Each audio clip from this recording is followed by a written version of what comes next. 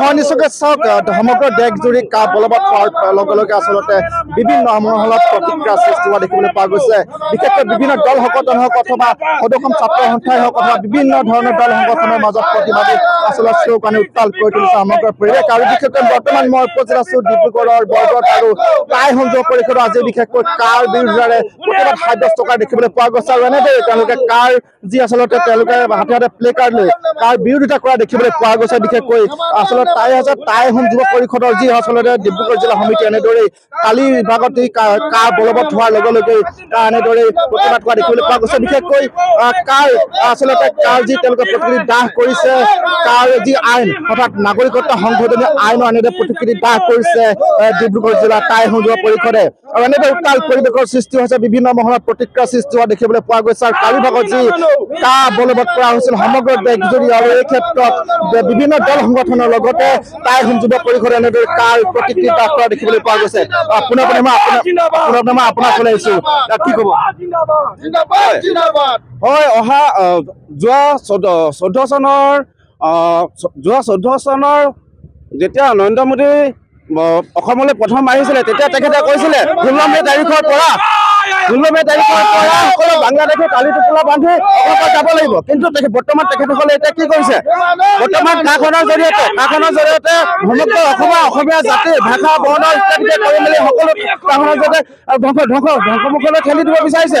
সেয়ে আমি এই চৰকাৰখনক তীব্ৰ ভাষাৰে ধিক্কাৰ জনাইছো আৰু অনাগত দিনত তেনেহ'লে ইয়াৰ প্ৰত্যুত্তৰ কিন্তু ইভিএমত পাব। এই কথাটো কিন্তু আমি আজি সমাগত লোকসভা নিৰ্বাচন তাৰ লগে লগে আজি বিশেষকৈ কালি ভাগত সমগ্ৰ দেশজুৰি কাৰ বলবৎ কৰা হ'ল, কি ক'ব এই ক্ষেত্ৰত?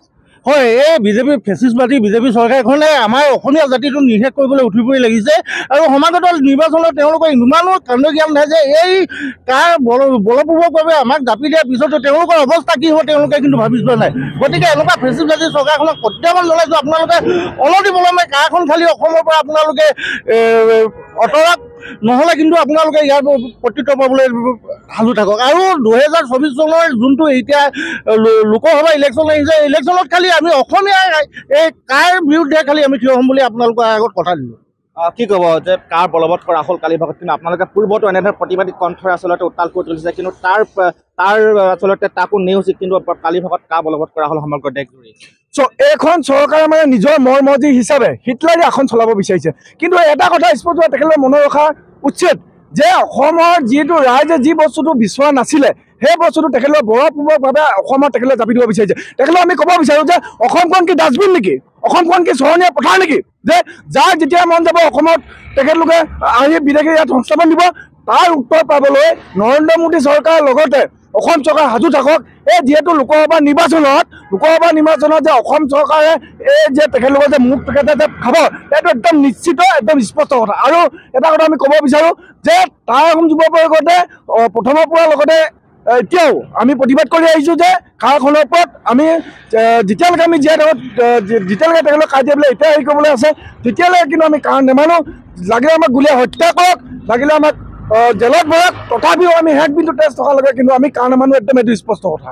হয় নিশ্চয়, বিশেষকৈ কালি ভাগত যি আচলতে সমগ্ৰ দেশজুৰি কাৰ বলবৎ কৰা হ'ল তাৰ পৰিপ্ৰেক্ষিতত আছে বিভিন্ন মহলত প্ৰতিক্ৰিয়া সৃষ্টি হৈছে, বিভিন্ন দল সংগঠনৰ মাজত প্ৰতিবাদী কণ্ঠ আচলতে উত্তাল কৰি তুলিছে বিভিন্ন মহলত। আৰু এনেদৰে আজি ডিব্ৰুগড় জিলাতো দেখিবলৈ পোৱা গৈছে টাই যুৱ পৰিষদে তেওঁলোকৰ কাৰ প্ৰতিক্ৰিয়া দাহ কৰি প্ৰতিবাদ সাব্যস্ত কৰা দেখিবলৈ পোৱা গৈছে। বিশেষকৈ যিহেতু সমাগত লোকসভা নিৰ্বাচনৰ প্ৰাক মুহূৰ্তত এনেদৰে সমগ্ৰ দেশজুৰি কাৰ বলবৎ কৰাৰ ক্ষেত্ৰত আচলতে কেনেদৰে প্ৰতিক্ৰিয়া সৃষ্টি হয়, আৰু এনেদৰে ডিব্ৰুগড় জিলাৰ টাই যুৱ পৰিষদে প্ৰতিক্ৰিয়া সৃষ্টি কৰি সমগ্ৰ আচলতে ৰাজপথ উত্তাল কৰি তুলিছে বিভিন্ন ধৰণৰ প্ৰতিবাদী কণ্ঠস্বৰে। আৰু এনেদৰে আচলতে লোকসভা নিৰ্বাচনত কেনেদৰে আচলতে প্ৰভাৱ পৰিব ইয়াকে হ'ব লক্ষণীয়।